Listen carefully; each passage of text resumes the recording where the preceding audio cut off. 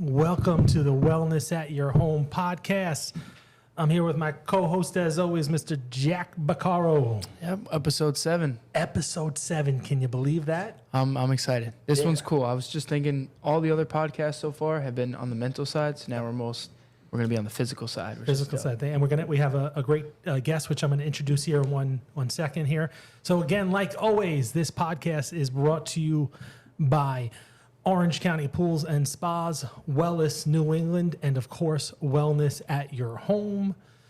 I want everybody, when you get a chance, to check out www.orangecountypools.com, wellnessnewengland.com, and of course, wellnessatyourhome.com. But to move on to more exciting things here, I want to introduce Greg. Greg is the owner of LoboFit, which is a CrossFit gym located right here, right up the road in Wappingers Falls. You can check him out at lobofit.com, LOBOfit.com. Make sure you check him out, and then also check out his gym, and I'm sure you're going to want to sign up after we get done today. Greg, welcome. Thanks for having me. Yeah, man, much appreciated. So just a little bit of a quick story. Greg and I have a mutual friend in Dr. Ben over there in Nate Chiropractic, and after Dr. Ben was on the podcast, he's like, you know what? He's like, you got to get Greg on to tell us about what's going on. So that's how we. I think he told me like the next day. He's like, oh, it was awesome. I went on this podcast. He's like, you should do it. You should do it. Yeah, he's been telling me. So we had a really good experience with Dr. Ben. Obviously, he's great. So like Jack just said, we've been focusing on sort of the spiritual, the mental, and some of the medical, non-traditional side of things. So, we thought it's just as important to get somebody in here to talk about the physical aspect about wellness and what we need to do. Let's start out, talking about a little bit of just briefly, again, who you are, where you're from. So you were just telling me you grew up in Rhinebeck. Yep. And you went to SUNY Brockport. Yep. And I was curious. So how did you get into the CrossFit world? That was all my dad. My brother and I were in college. They were kind of empty nesters. My dad owns a farm. During the winter, he skis. Right, so he's always on skiing forums and checking out like how to get in shape for skiing. And on one of the forums on the physical fitness page, it said CrossFit.com. So he went to it, he checked it out, and he immediately, like as soon as he got to the website and saw the workouts, he's like, "All right, this makes sense." So he'd go to like the Globo gym in Rhinebeck. It's called IXL, and he would try and do the workouts there. And I think the first one he ever tried, like he cherry picked. He found one. He's like, "Oh, that shouldn't be too bad," and it whooped him. So he's like, hey, why don't you try this? And I'm in college at the time, and I had like no interest in it. I was doing what college kids do. But once I got home, I tried it, and it kicked my butt. And I'm like, all right, cool. I graduated from college. The next week, I drove down to Charlotte and got my level 1 certification. That was in 2008. Been doing it ever since. Now, let me ask you a question. Were you somebody that was always into working out? Growing up, it was sports, always sports, basketball. I'd go to the gym, but it was like, back and buys, chest and tries. I don't think I ever squatted. And now it's like the complete opposite. It's like I make the joke that CrossFit is legs, shoulders, and lungs. And that's so in college, I didn't work out much at all, but I was always, it came to me pretty quickly as soon as I started. Once I jumped headfirst into CrossFit, got in shape, high school shape again. Pretty quick. Yeah. Interesting. Yeah. So I talked about it with Jack before too, and I think there is a stereotype of what CrossFit is. I mean, Jack, have you ever done CrossFit at all? I have not. I was looking into joining a gym, and I'm not saying this because you're here. LoboFit was the gym to go to. I have a couple friends that go there. You have friends? So I do have friends. And they go to my gym? They do. Nice. 2 of them, yeah. Shout out to Dr. Lexi. And so they were telling me about it, but it's just, I'm definitely right now into like the bodybuilding split, but I was talking about it with my brother. Like, it's so boring. It's so boring. Like just doing the same, lat pull down, bicep curls over and over. You try to get more. It's so boring. Pretty much everyone who walks into my gym, when we'll have a one-on-one consultation. We'll talk about what their goals are, what brings them in, like what they've been doing. 90% of the people say that they're so bored at, Planet Fitness, at whatever gym they're at. They're so bored. Or like some people, they just don't know what to do. They'll walk in, they'll go to the treadmill 20 minutes, and then it's intimidation. They don't know, they have no idea. Nobody's telling them what to do. Nobody's taught them what to do. So that's the first thing I do when they walk in. Once they express that is, you have a coach at every single class. You have people that have been doing this for, it could be a month, it could be 10 years in the class with you. So not only are you going to get the coach, but you're going to get people around you that are going to help you out. Like if the coach is with somebody else, there could be somebody right next to you that's been here for 3 years and be like, hey, why don't you try this? Move your feet out a little bit on the squat. Or, there's always somebody helping you. That's awesome. You're never left behind. That's awesome. So so obviously it's a group style class. Yep. And then is it like sort of like circuit? Like is everybody doing an exercise and then you move on to the next exercise like on a circuit of sorts? Ish, sometimes. Ish, sometimes, okay. Yeah. So like today we were doing deadlifts. And everyone's going to deadlift together. I set everything on a clock. It's like every 2 minutes we're going to do 8 deadlifts. 2 minutes later, you do 8 deadlifts. And then we did 5 deadlifts. And we did 5 deadlifts. If it feels good, if it looks good, if it looks safe, then we're going to add a little bit of weight to the bar. If it doesn't, then we don't. But everyone's doing the same movement. If you've never deadlifted before, maybe you're deadlifting 65 pounds. You've been in the gym for 10 years, maybe you're deadlifting 365. But we're doing the same movement. And we got the same intensity. For you, 65 pounds is going to be intense because you've never done it. 365 for you is intense because you've been doing it. Yeah. So yeah, we do that stuff together, and then we had a workout. That's our cardio. It's like, all right, we have these reps. We're going to jump rope. We're going to do squats. We're going to do burpees. We're going to do box jumps. You have to do this many reps, and then I start a clock. Everyone does it together. You just started, so it might take you longer. You've been doing it a while. You're going to do it faster. But also, if you just started, I might not make you do as many reps as I'm making him do. Because if I made him do 300 reps and I made you do 300 reps, that might be too much for you. You're going to be sore for 5 days and you're going to be like, CrossFit's too hard for me. So I'm going to try and make it so that the intensity is enough to give you the effect that I want, but not too much so that you don't come back the next day. I actually love that. So it's group in the sense you guys are all working together to do this, but it's the experience is tailored to you, and that's important. You know, especially if you have such a large, a gap between, somebody that's just starting out there, somebody that's been there, and everything like that. So, yeah, that's really interesting. I can see also how it could be very motivating. I mean, yeah, I can tell you one thing. I also know some people that are in the CrossFit world, and it becomes very like, I don't want to say cultish because there's such a bad, Say it. but that's, Say it. but people, it becomes a family. People become very dedicated to it. I mean, the thing that blows my mind now is that, now that CrossFit started out as a, the sort of like, I envision like a Rocky style gym, but now it's become this international phenomenon where they have CrossFit games. I mean, you have people in the CrossFit world that are now making big money as influencers and paid advertisers.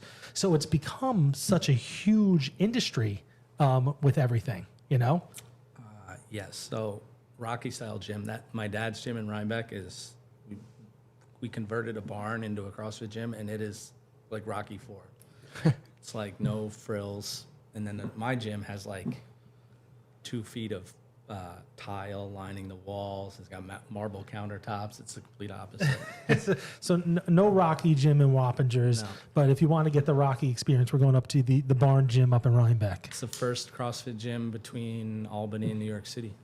So it's actually still a CrossFit gym up there? Yeah. Wow. Who runs that? My dad. He's got like 20 people there. I love it. That's Friday nights, they all bring beer. And that's fantastic. after the workout, like a couple of weeks ago, they're like, "Oh, we were in the gym until 10:30 last night." What are you doing? But that's CrossFit. Like people, they like to hang out. Like it's like-minded people. Sometimes we go out and have a good time. You have to. It's important. Is he still farming too? He just does Christmas trees. Okay, so it's a Christmas tree farm now. Yeah. Oh, that's awesome. Yeah. That's very cool, the whole story, how your dad picked it up and said, hey, this is something that I might think you like, and now you've made a career of it. How long have you been doing it? 2008, we started that gym. I branched out and opened a gym in Poughkeepsie in 2012. Ran that for 5 years, and now I've owned this gym since 2021. Wow. It's been a while. And it's right on Route 9 in Wappingers? Right on Route 9 in Wappingers, across from the Wappingers Creek. Same building as Nuts and Lumber Liquidators. Oh, sure. That's fantastic. Yeah. Very, very exciting. What you got over there for me? Yeah, I was just gonna say, what's the process like of opening a gym and starting from scratch? Like it's 2012. You've never done this. 2012, that was wild. I cashed out my 401k. There you go. My great aunt gave me $5,000. I think my parents gave me maybe $5,000, but I'm not sure. And then I got with that, I secured my lease. I like bought paint and stuff, but the equipment, I got a $17,000 or $21,000 loan from Rogue Fitness, and Nice. I think that was only like $400 a month, so it wasn't that bad. And my rent was $2,000 a month, which was awesome. Everything else I was looking at was like $4,000, and having 0 members, Yeah, that was like the scariest thing ever. of course. But I think I signed up like 25 people before my gym was even open. There you go. Because it was right on Main Street in Poughkeepsie, across from a hardware store. It was 50 feet of windows. So people are like, what is going on over there? They would just walk in and walk in and walk in. Wow. And how does that feel? You're just like, oh yeah, relief. It was amazing. Nice. Yeah. And with like in the first year, I think I was like over 100 members. I was like, this is like incredible. Awesome.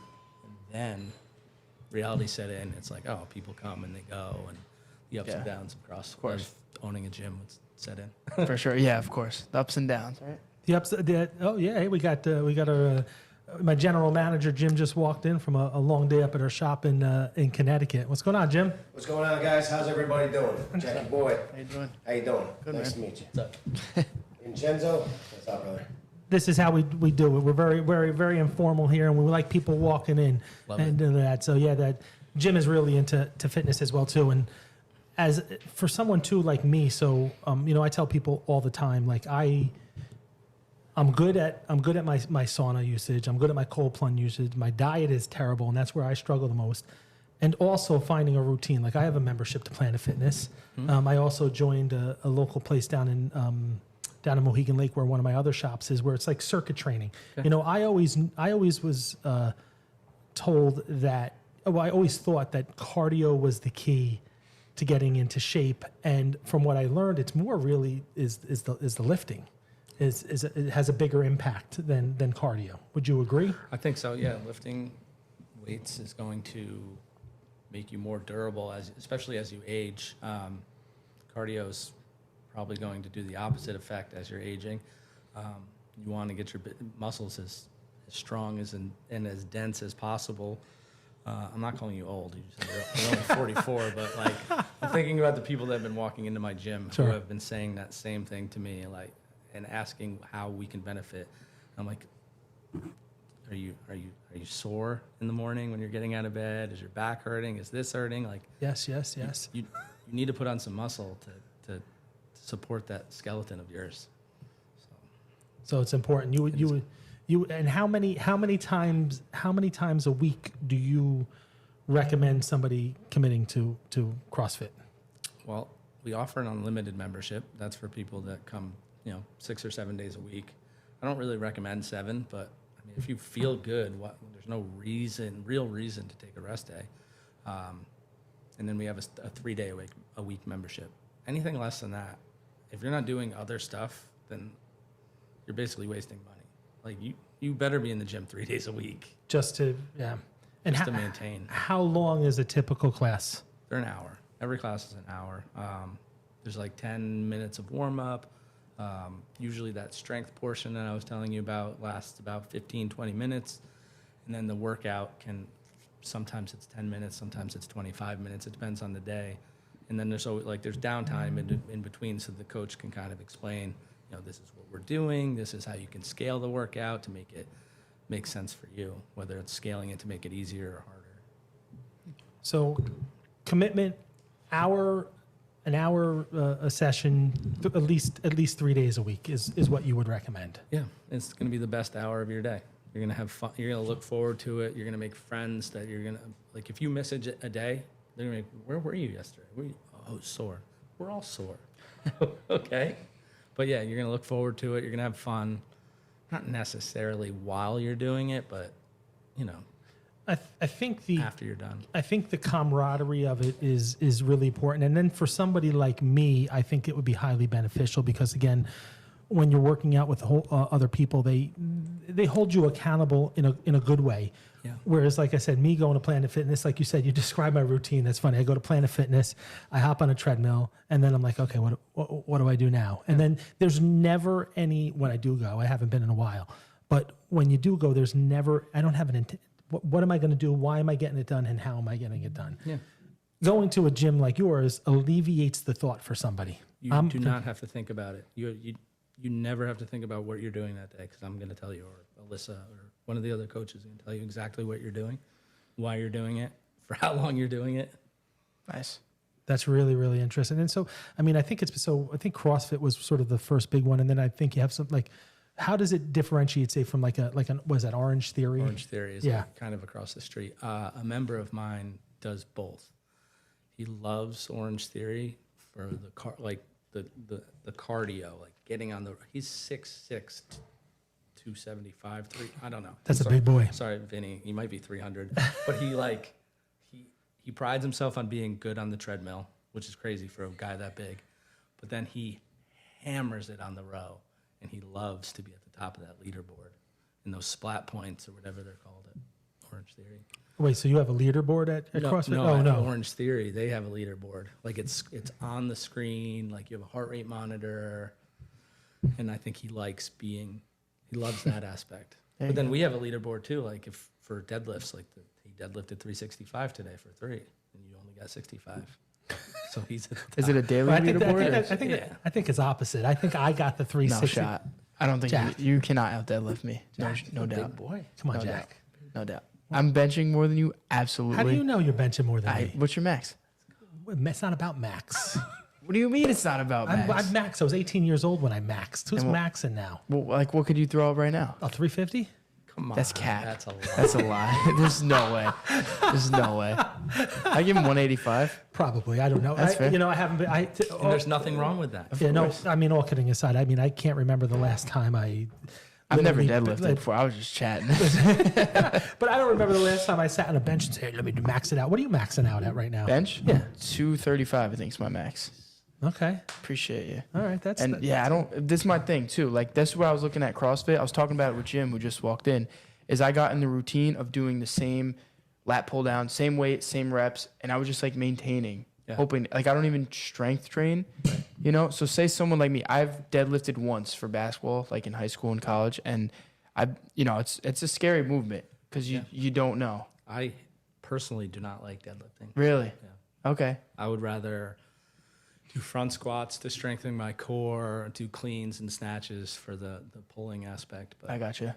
So what do you, like, I walk in your gym, I've never deadlifted. Like, are you going to set aside, like a trainer, like, watch out for him, let's make sure his form's there? Yeah. Okay. Absolutely. I'm Okay. not going to. Feed you to the wolves, yeah. I've learned from my mistakes.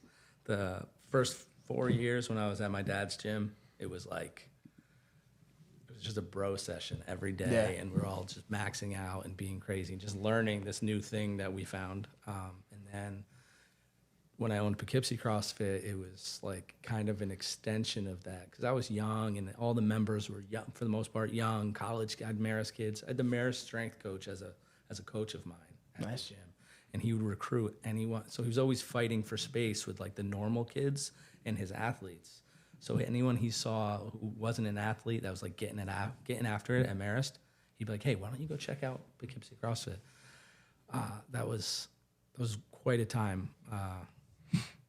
But it definitely was intimidating for sure for the older community at my gym. Of course. Sure, to come in, if you're dealing with a bunch of young kids that are really aggressive and pumping up for somebody that's not looking for that, it could be a little intimidating. But it was also insanely motivating. Sure. Insane. It was wild. But now it's like most of my members are in their 40s or 50s, some of them even in their 60s, and it's like, all right, let's focus on longevity. Let's build some muscle, let's build some mobility, let's get our cardio up, and let's live to fight another day, as opposed to the opposite. Is there anybody that shouldn't do CrossFit? I mean, are there any limitations, like, with any issues that people have that might prevent them from really, enjoying an experience there? I mean, it's mostly mindset. If you don't think that you can, we've had a couple people who they totally could have benefited from it. Maybe it just didn't fit their personality, or they didn't like being like where they were. And I don't even want to call it the hierarchy, but like Sure. They probably felt that they were like didn't belong there. But I say this to everyone: like CrossFit is for anyone. Anyone can do it. They have like adaptive CrossFit games, people in wheelchair, like anyone can do it. Is it for everyone? No. Like some people can't check their ego at the door and be coachable. Some people don't like that, the atmosphere that of 10 people working out and fighting for the attention of the people in the class. So really more of a mindset thing. I would physically, there's no limitations that if you have a bad back or a bad neck, or there's nothing in there that would prevent you from doing what you needed to do. No, I will. Every day I have to give somebody a different movement, whether they had a tummy tuck and they can't do ab stuff. Okay, we'll do this movement instead. Like there's always something I can give you so that you can participate in the class safely and effectively with intensity. Yeah, and that's great to hear that. Again, I think there's a misconception about when you were talking about your Poughkeepsie CrossFit, and that I think people have that misconception of CrossFit. So Yes. everybody who's watching and everybody who will watch and listen, CrossFit is for everybody, no matter what physical shape that you're in. If you have the mindset and you really want to commit to it, you can participate and be a part of it. And speaking of misconceptions, the biggest one, which I'm sure you get asked 100 times a day, what's up with the pull-ups? Dude, I knew it. I was in my kitchen today. I'm like, they're gonna ask me about kipping pull-ups. I had to. I know they're going to. All right. So in the sport of CrossFit, right? There's a standard that you just need to get your chin over the bar, but Gotcha. there's also like the aspect of speed. So it's an insanely skillful movement. Have you ever tried No, to do that? I'm not making fun of it. I'm just, Right. I want the viewers to hear. So it's just in the essence of speed and trying to be the first one done. All right, your chin has to go above the bar, and you have to do this many reps. And the fastest way to do it is by doing the butterfly pull-up. Okay.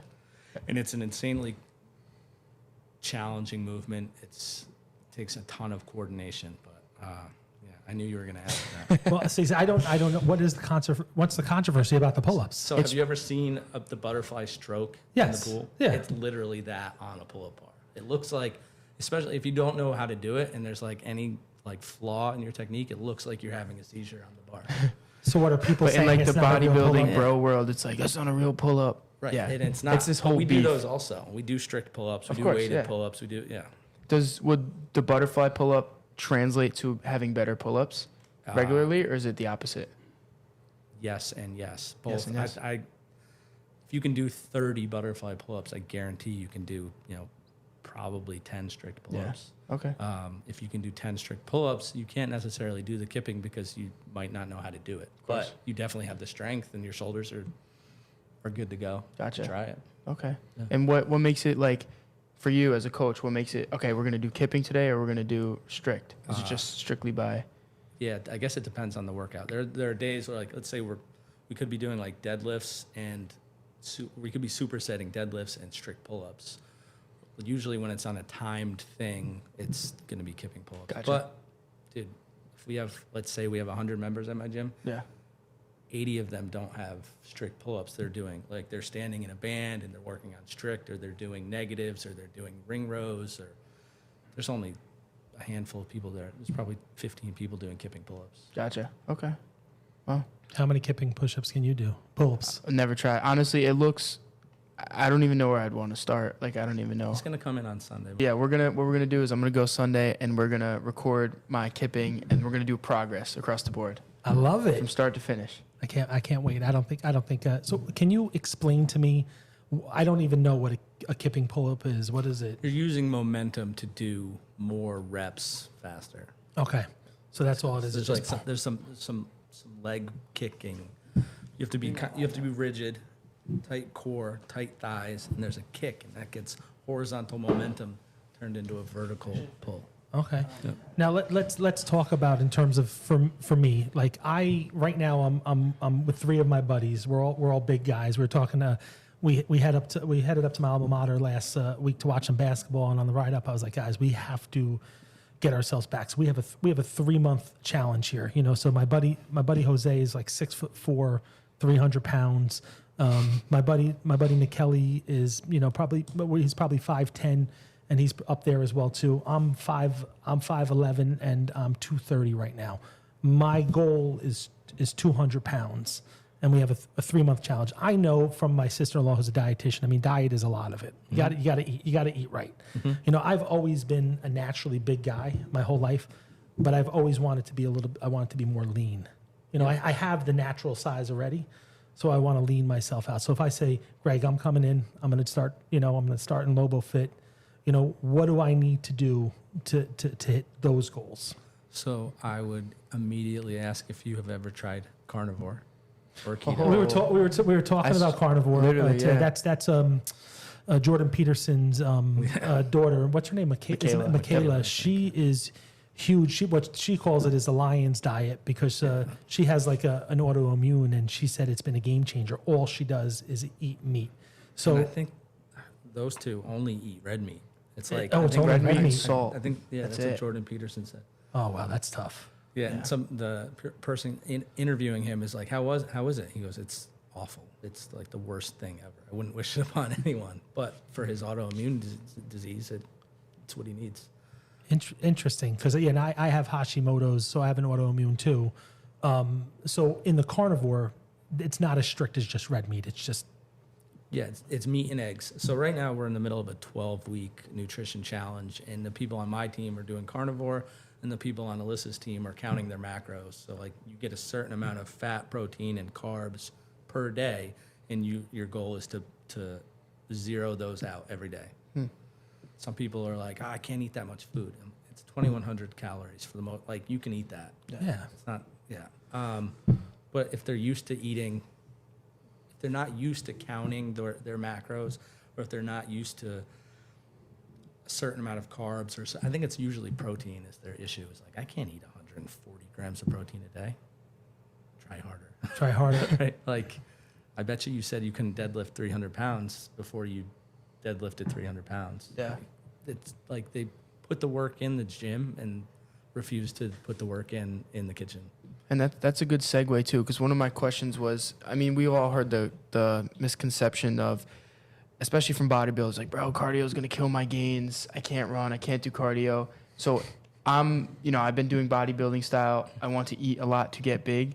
Mm-hmm. Would you say I have to eat more than what I'm eating now if I'm doing CrossFit because I'm also doing cardio? Is that a good way to look at it? Yeah, you probably have to Okay. eat more. Yeah, Okay. for sure. I see. It depends on how hard you're training, how long you're training, but I mean, it's literally calories in, calories out. So Yeah. you gotta fuel yourself. Now, so do you guys do nutritional counseling as well? Yeah, it's actually something we just started.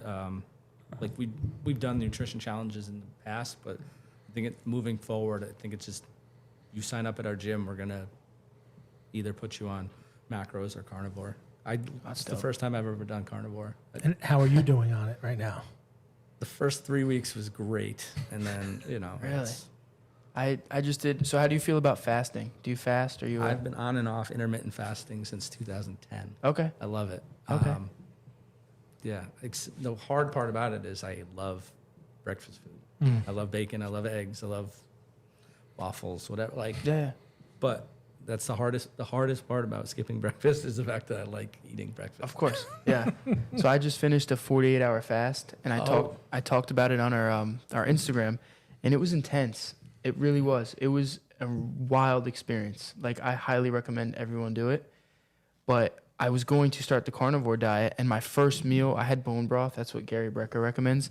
And then I just pigged out on a pound of ground bison and butter, and that made me so sick. It was too much. Wait, a pound of ground Yeah. bison and butter? And butter, yeah. Like, I cooked Yeah, the a lot of butter and butter. carnivore. Oh, really? A lot of butter. Yeah. No rice, no carbs, nothing. So, Zero carbs. that's see, I'm Italian. Zero. So, Yeah, I know. Yeah. what is? I mean, what does butter do? It's dairy. I mean, It comes from an animal, so you could technically. Cheese is good. Eggs. It's supposed to be hard cheeses. I don't think you're supposed to put much. Damn, I had cheddar yesterday. Does that count? I think you're fine. That's good. but now could you do it? So again, we'll go back real quick. So I'm somebody that has Hashimoto's. Technically, gluten causes inflammation, and I should not be having carbs and gluten and things like But that you're as well too. Italian, so you But do I'm it but I'm anyway. Italian. I do anyway. But also dairy as well. Dairy as well too. Could you do the carnivore without the dairy if you wanted to? Yeah, I for the most part don't. I do have aside from butter that I cook with. I don't eat any dairy. Yeah, I don't really. I'm not a dairy guy. Interesting. Yeah, I mean unless it's a chicken parm, but then I'm not. That's different. It's Sure. different. Very interesting. Okay, so I'll have to give that a go. Straight up carnivore. Yeah. It's been 3 days, so like, it's not been long, but it's like you feel full throughout the day. Yes. It's weird. And I feel like bigger, even though it's not enough time. You look big. Thanks, man. I was going to Appreciate tell you that. when I you did came flex when he grabbed my arm too. Nice. but on our last podcast, he was all upset at himself because he had a. Yeah, they did me dirty. I No, had but- this like jujitsu kill crew hoodie on, and I just looked like I took up so much space, and none of them told me like, bro, you should take that off, dude. No one thought to tell me. you liked looking big. Yeah, it wasn't like that. It gave you a little bit more, Yeah, a little bit more size. Yeah, it depends. It depends. So what is your ideal weight? What are you trying to get to? I was 194, Yeah. did the 8-hour fast, and I was 186. What? Yes, I lost all that water weight. It was insane. I was using the sauna too, so I sweated out a lot too. But like, I don't have an ideal weight at all. But if you're trying to make gains, do you have an ideal physique? tall are you? looking? 5'11", 6 foot. Depends who I'm talking to. If you're a girl on the bar, I'm 6 foot. But here, I'll be honest, like 5'11". Yeah, I don't know what your ideal weight is. I would say like 205, 215, somewhere like up, like big, but still have abs and still mobile. Right. Yeah. But then again, you factor in jujitsu, like it's weight class, so I'm not trying to get hammered by Right. heavier guys. 165. I got down to 138 once. Yeah. No, I moved to California. I was 189 eating ice cream because I worked at an ice cream store. I didn't lift. I was just fat. And I just went on this strict 3 miles a day run, 10-mile a day bike ride. And then I would like be in the pool all day in California because COVID was going on. And I went down to 138. It's like 3 years ago, 4 years ago. Yeah. Huh. Yeah, 138. And now I'm 184 right now. That's the crazy thing about MMA and jiu-jitsu is that these guys that they'll fight at 165, but they walk around at 200 pounds. I mean, they're big boys. Yeah, it's insane. And then they're literally just cutting weights. I saw somebody. I don't know if it was Sean O'Malley was on there. He's like, I'm not gonna ever fight. That's who it was. It's not fair. Yeah. If you have a guy that walks around at 200 pounds and is gonna fight at 165, you have a 200-pound guy. Well, they weigh in at 165. They fight it. They fight. That's right. They fight heavier. So you have these big guys that are just cutting weight, and if you're a smaller frame guy fighting up, it's going to be tougher because rough. you get hit from That's somebody. why that's not- Volkanovski's the GOAT, man. He's fighting up. He's fighting up. Yeah. He He's is. the GOAT. Are you an MMA guy? I have no idea who that is. The Either do GOAT. it. I have no idea. He's the GOAT, man. Was going to be double champ, but ran into Islam, sadly. But, yeah, man. That's really, really good. So now, if people want to sign up, what do we got to do? What do you recommend? They come into the shop. They go to LoboFit.com. The whole time you're scrolling down the website, you'll see like sign up here, sign up here. There's about 15 buttons I think you can press to, and then it will ask you like name, phone number, email address, and your level of experience with CrossFit. And then I usually, for some reason, it goes to my junk mail, but I check it 15 times a day. So I will respond within usually within an hour, and say, welcome to LoboFit. I just got your website submission. Let's set up a time to come in and chat. I'll show you the gym. We'll talk about your goals and what's your schedule like. And So go from there. the first thing is once they sign up, then they come in and do basically a consultation with you. Right. Yep. What times are your classes at? We have 7 classes a day during the week, 5 and 6 a.m., 8:30 and 9:30 a.m., and then 4:30, 5:30, 6:30 p.m. And then on the weekends, we have 8, 9, and 10 in the morning. Okay. Outside of CrossFit, do you guys do anything else at the gym that you want to let people know about? We have a couple people that like to get together all the time and run. Once a month, we get together outside of the gym for like a happy hour. We'll go to the spins across the street for a little bowling. Everybody loves bowling. Everybody loves bowling. Sometimes people sign up for local competitions. That's about it. Do you do personal training as well too? We can. Okay. I have a couple people that do personal training. All right, so personal training is an option as well. Yeah, especially if you're interested in this and you want to try it, but you're just like afraid of the group atmosphere, you're afraid of you want more attention, then absolutely we'll do some one-on-one sessions and get you feeling comfortable. And so if I come in, I'm signing up, I can walk into any of those classes, whether it's 5 a.m. or the 4 o'clock, and you would sort of just work me into that class. Yep. Yeah. That's what I love about CrossFit, and I will do this until I stop doing CrossFit, is somebody who starts, it could be their first day, or they're going to be working out with somebody who's been doing it for 10 years. And I'm going to prove to them on day one that that's acceptable, that they're going to be comfortable, that they're not going to feel unsafe, they're not going to feel left behind when they're working out with seasoned CrossFitters. And when do you think when does the light go off and say, oh my God, this is really making a difference in how I feel? Because I always tell people, look, you're not going to know in a week. So when do you see people, when people are like, holy cow, I committed, I've been here a month, 2 months, 3 months. When does that light switch and be like, oh my God, now I'm locked in, ready to go, and I'm seeing results? I guess it depends on the person. Some people, when I did it, when my dad did it with a couple guys I know that have been with me since 2012, like literally the first time they do a workout, they're like, this is what I've been looking for. This is it. I'm going to do this forever. Other people, it's going to take, it's probably going to take 3 months before they're like, okay, I get it. All right, I'm starting to see some progress. I'm starting to get stronger. Once they figure out a movement that they struggled with in the beginning, whether it's jumping rope or kicking into a handstand or doing a box jump, then I think that's when they're like, oh wow, I couldn't do that before. I have a woman yesterday, 2 days ago, she was doing box jumps in a workout, and I was like, remember in 2019 when you could not do that? And she's like, yeah, oh my God. Smile on her face, and I think it made her day. There you go. That's what it's about. Do you have a big turnout for your 5 a.m. class? It depends on the season. Sometimes there's that class was awesome. It was like 6, 7 people, 8 people, and then lately it's cold and it's dark and it's raining or it's snowing. There's some days I don't have to get out of bed until 6. So it's a flat fee, It's a monthly fee. Yes. So if you're unlimited, it's $179 a month. Okay, so $179 a month, unlimited. And are there tiers down for people as well too if they don't want to do unlimited? 3 days a week is $159. Okay, I like the pricing so much better. Just do the $179 for unlimited. Exactly. I mean, it makes a lot of sense. And I will start people out like just do the 3 days a week, right? If you're worried about it, just do the 3 days a week, and then within 2 weeks, most people are like, all right, fine. All right, let's do the unlimited. With the unlimited, they can use our sauna too. Oh, you got a sauna in there.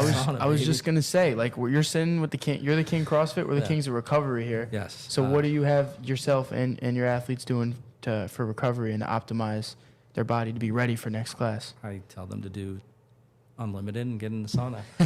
But I would like to get I want to get a cold plunge in there. But We're in the right spot.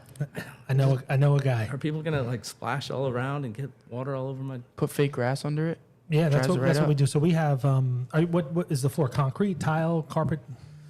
Where the sauna is, it's vinyl, laminate, whatever. Yeah, no, there's no issue. I mean, the thing about the cold plunge, it's self-contained. It's like a bathtub, depending on the model that you get. Obviously, once you get out, you get a little water on the floor, but it's not a big deal at all. I tell people when you're using it in like a commercial setting, because cold water, it's not like a hot tub where it breeds algae. There's no bacteria in a cold plunge. In a commercial setting, I still said, use a little bit of chlorine. You really don't need it though.